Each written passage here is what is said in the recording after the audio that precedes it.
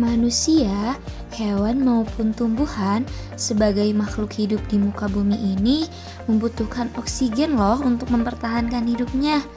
Waktu kita bernafas, kita mempunyai organ-organ yang saling bekerja sama dan membentuk suatu sistem organ yang bekerja untuk mengatur oksigen yang ada di lingkungan hidup sampai pada ke setiap sel yang kita butuhkan.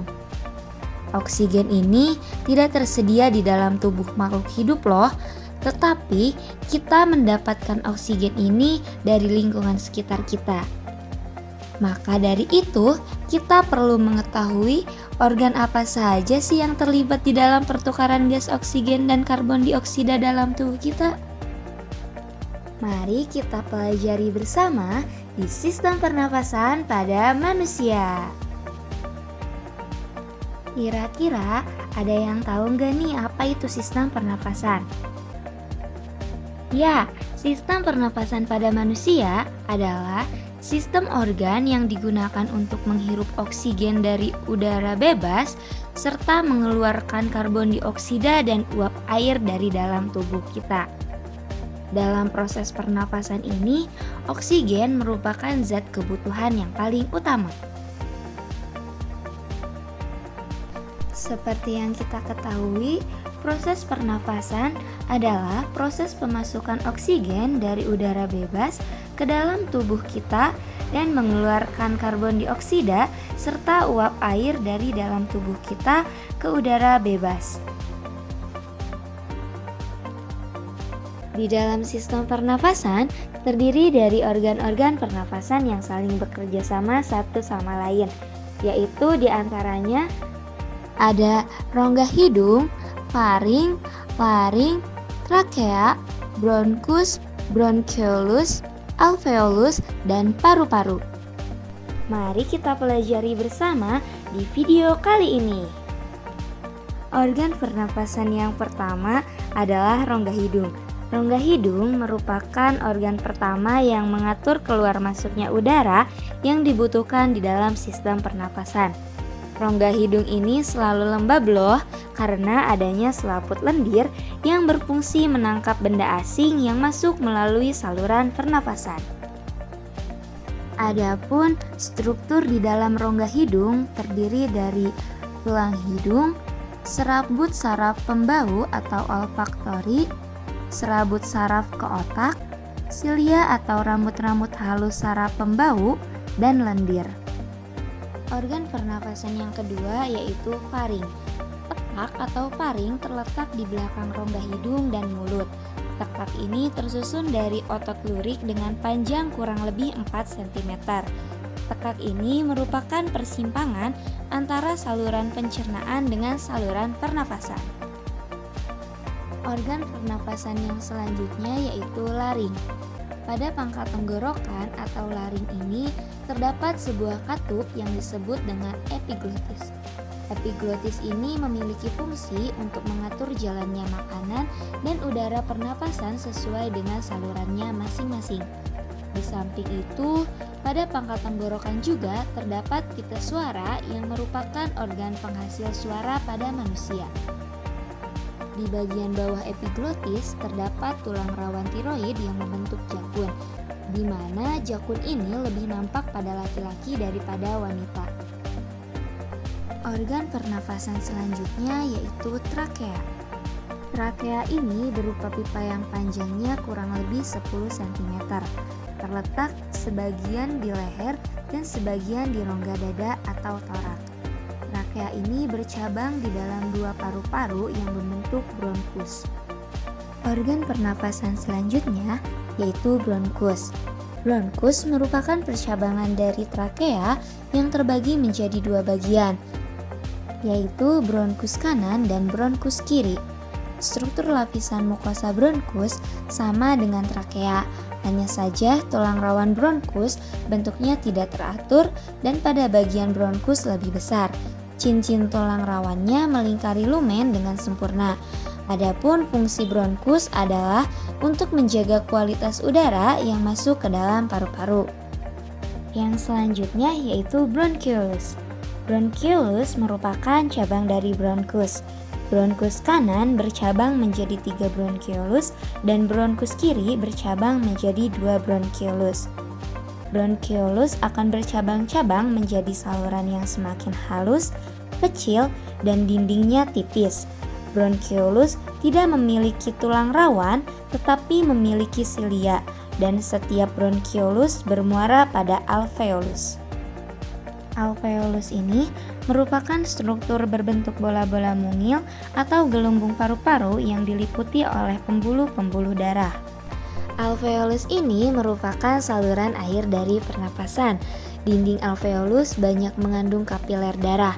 Adapun struktur alveolus yang mendukung untuk pertukaran gas yaitu dinding yang sangat tipis, gas-gas dapat berdifusi dengan mudah melewati membran alveolus. Berbentuk kantong kecil atau alveoli yang jumlahnya sangat banyak untuk memperluas permukaan untuk pertukaran gas. Pada permukaan dalam dilapisi oleh epitelium sehingga memungkinkan untuk difusi gas antara O2 dan CO2. Dan bagian luar terdapat kapiler darah untuk mempercepat proses difusi dan pengangkutan gas.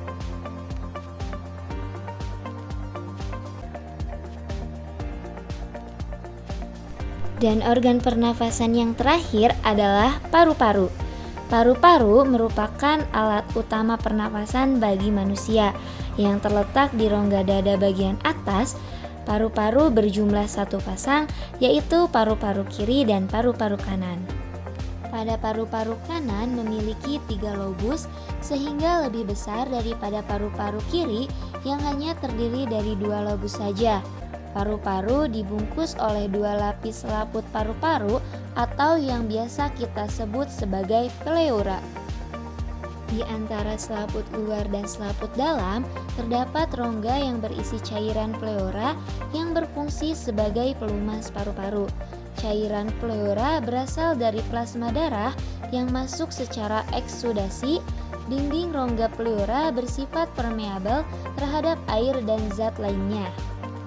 Untuk yang selanjutnya yaitu akan mempelajari mengenai mekanisme pernapasan. Kegiatan bernafas ditandai dengan mengambil dan mengeluarkan udara yang melibatkan serangkaian organ-organ pernapasan. Kegiatan menghirup udara disebut sebagai inspirasi, sedangkan membuang udara atau mengeluarkan pernapasan disebut sebagai ekspirasi. Inspirasi dan ekspirasi ini bekerja secara bergantian. Udara pernafasan dari udara bebas yang masuk ke dalam paru-paru atau yang disebut dengan inspirasi, dan sebaliknya sisa pernafasan yang keluar dari paru-paru menuju udara bebas atau yang disebut sebagai ekspirasi. Ditentukan oleh perubahan tekanan udara di dalam rongga dada, paru-paru, dan rongga perut.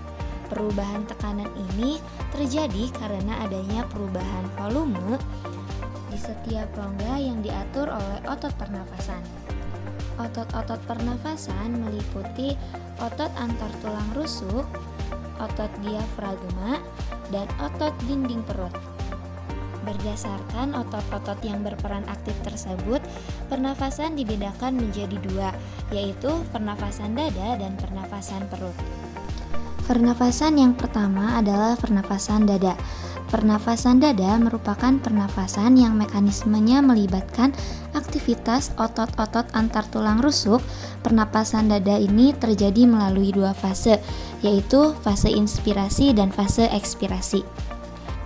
Adapun mekanisme fase inspirasi pernapasan dada yaitu diawali dengan otot tulang rusuk yang akan berkontraksi, tulang rusuk terangkat, kemudian paru-paru menjadi mengembang, tekanan udara di dalam paru-paru menjadi lebih kecil dibandingkan dengan tekanan udara luar, dan yang terakhir udara luar akan masuk ke dalam paru-paru.